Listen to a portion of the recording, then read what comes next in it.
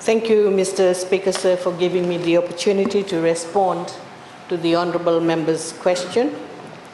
The collection of rate arrears remains a major issue for all municipal councils around the country. Last year, Mr. Speaker, sir, there were 2 amnesty periods given to residential ratepayers to clear the principal sum with the respective municipal councils.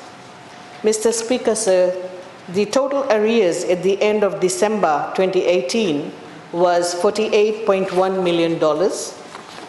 By providing rates amnesty to residential ratepayers, a sum of $5.5 million was recovered, bringing down the total arrears to $44.3 million, including the interest at the end of December 2019. This year, from January to April, the Council managed to collect $1.96 million in rate arrears. As a result, the total rate arrears is now in the sum of $42.4 million. This does not include the rates that still needs to be collected by December 2020. If we include the uncollected rates for the year 2020, then the total rates owed by the ratepayers is in the sum of $56 million. Mr. Speaker, sir, the collections from January to April 2020 has been a mammoth task. The Council managed to collect a total of $21.2 million from the total invoiced amount of $34.4 million. This is equivalent to 61% collection rate.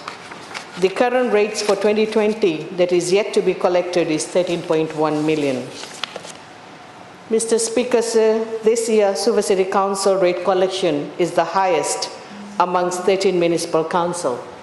Suva City Council collected $13.8 million from a total invoice sum of $15.7 million, which is 85%. Sigatoka Town Council stood second in the rate collection. 71% of the ratepayers paid their rates in Sigatoka.